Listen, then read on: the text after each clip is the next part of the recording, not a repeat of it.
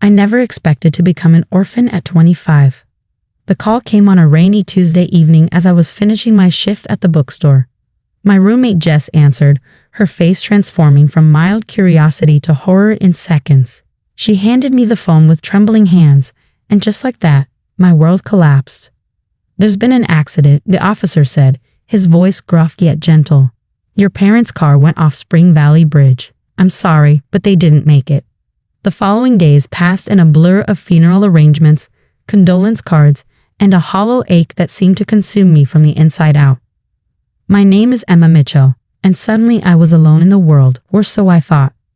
What I didn't expect was for my Aunt Patricia to swoop in like a vulture circling a carcass. "Such a tragedy," she declared at the funeral reception, her designer black dress immaculate, not a hair out of place despite the gusty cemetery winds. Robert and Claire were always so adventurous. I warned them about those mountain roads. The way she emphasized adventurous made it sound like a character flaw. I'd grown up hearing her subtle digs at my parents' lifestyle choices, their modest home in the suburbs, Dad's career as a high school teacher rather than joining the family business, Mom's preference for gardening over country club memberships. Aunt Patricia had always been the picture of high society, married to Uncle Richard, who came from old money. They lived in the Grand Mitchell family estate, a sprawling Victorian mansion that had been in the family for generations. My grandfather had allowed them to live there after their marriage, and they'd made it the centerpiece of their social standing. "Emma, dear," Patricia approached me after most of the mourners had left, her artificial smile not reaching her eyes. "We need to discuss your future." "My future?" I asked, still numb from grief. "Yes, sweetie. You can't possibly continue living in that tiny apartment. And that little job at the bookstore," she wrinkled her nose. "Your father always had such modest ambitions, but you don't have to follow that path." I bristled at her dismissal of my dad's teaching career, which he'd loved passionately for over 20 years. "I'm doing fine, Aunt Patricia." "Nonsense. You'll come stay with us until you find something more suitable. Though I don't know what kind of prospects you'll have with that liberal arts degree." She sighed dramatically. "If only you'd studied business like your cousin Bradley." "Ah yes, Bradley, my cousin who'd failed upward his entire life, currently holding a VP position at my uncle's company despite being spectacularly incompetent." "I appreciate the offer, but I'm staying in my apartment," I said firmly. Patricia's smile hardened. "Don't be ridiculous. You can barely make rent, and with your parents gone." She lowered her voice as if sharing a shameful secret. "Well, we all know they didn't leave much behind." That stung. My parents hadn't been wealthy, but they'd been comfortable. Dad had always been careful with money, and Mom had inherited some investments from her parents. They paid for my college education without loans, which was more than most of my friends could say. "Actually, I began, but Patricia cut me off." "It's settled then. Richard will send someone for your things tomorrow." Without waiting for my response, she glided away to speak to the funeral director, leaving me seething. The next day, I met with Mr. Harrington, my parents' lawyer. He was a kind, grandfatherly man who'd been handling their affairs for decades. "Emma, before we get to the will, there's something you should know," he said, sliding a folder across his desk. "Your father asked me to give you this privately." Inside was a letter in my dad's neat handwriting. "My dearest Emma, if you're reading this, the worst has happened. Mom and I always hoped we have decades more with you, but life doesn't always follow our plans. There's something we never told you about our family history. My father, your grandfather, was a complicated man. When I chose to become a teacher instead of joining the family business, he was disappointed. But privately he told me he respected my choice to follow my own path. What Patricia never knew was that before he died, Dad changed his will. The family estate was left to me, not Richard. However, I allowed Patricia and Richard to continue living there, never correcting their assumption that it belonged to them. Their pride would have been wounded, and what was the point? Mom and I were happy in our little house. We never told you because we didn't want to burden you with family secrets, but now, everything passes to you, including the Mitchell estate. Use this knowledge wisely, Emma. You have a kind heart, but don't let Patricia bully you. She's always felt entitled to everything the Mitchell name represents. We love you more than words can say. Dad." I looked up at Mr. Harrington stunned. "Is this true?" He nodded solemnly. "Every word. The estate, the family investments, even the vacation property in Vermont, They all passed to your father upon your grandfather's death, and now they pass to you. The official reading of the will was scheduled for the following week. I spent that time in a daze processing not only my grief but this extraordinary revelation. My parents have lived modestly by choice, not necessity. They could have claimed the mansion, the status, everything Patricia had lorded over them for years. But they chose their quiet, happy life instead.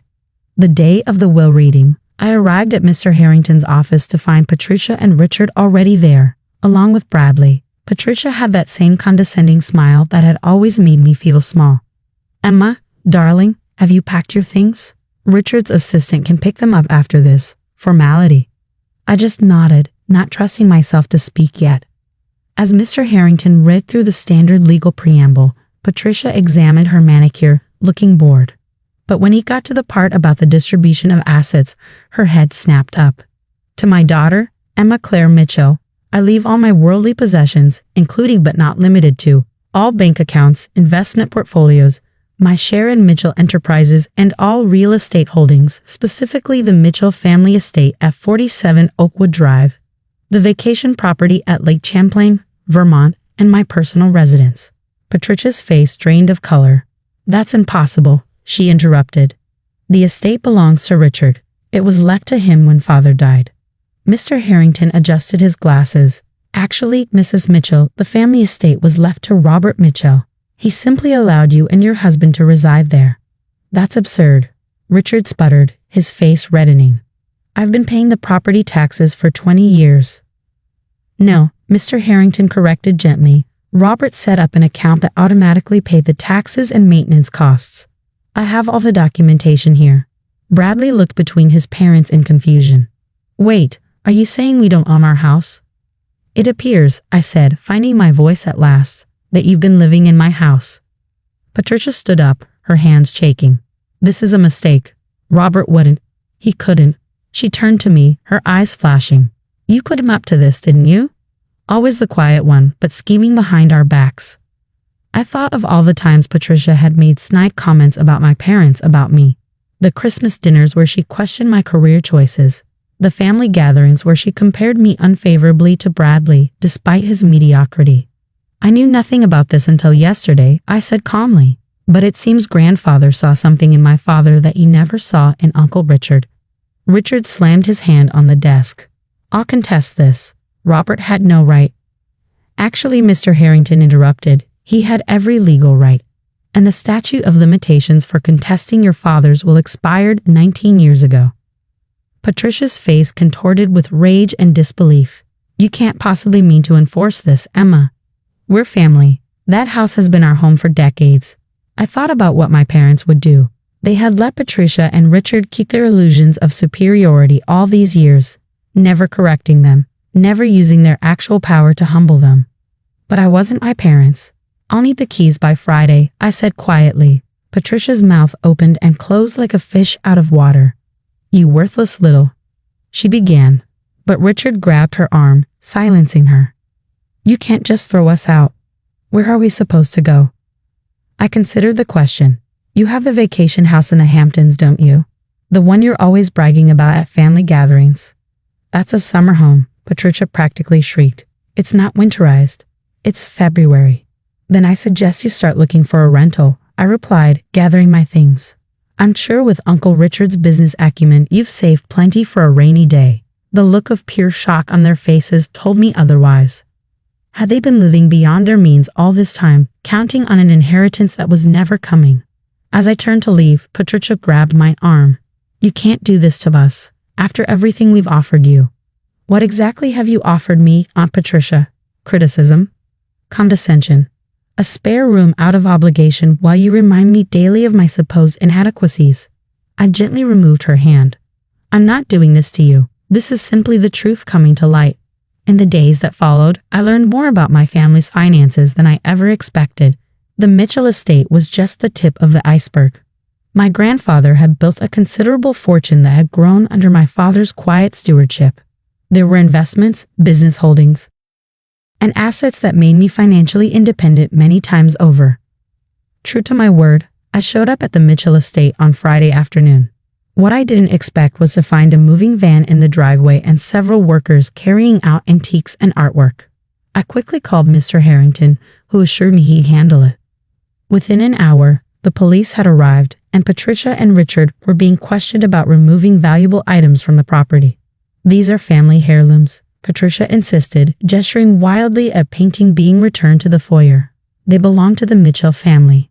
"Yes," I agreed, stepping forward. "And I'm the Mitchell who owns them now." The look of hatred in her eyes would have wounded me once. Now, I just felt sad for her. The police supervised as the movers returned everything to the house. A tearful Patricia was escorted to her car by an ashen-faced Richard. "You'll regret this," she hissed as she passed me. "The family will hear what you've done." "The family will hear the truth," I replied, perhaps for the first time. After they left, I stood alone in the grand entrance hall of the Mitchell estate. My estate. The house was beautiful, with its soaring ceilings and intricate woodwork, but it felt cold, unlived in despite having been occupied for years.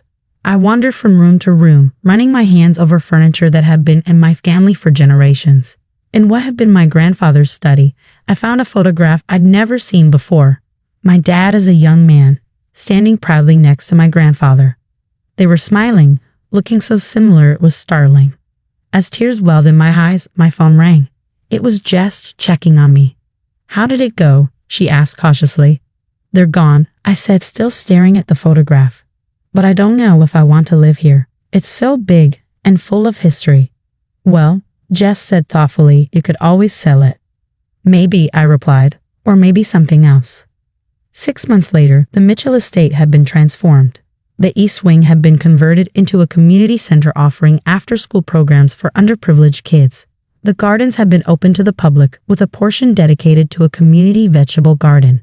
And I'd established the Robert and Claire Mitchell Scholarship Fund for students pursuing education degrees.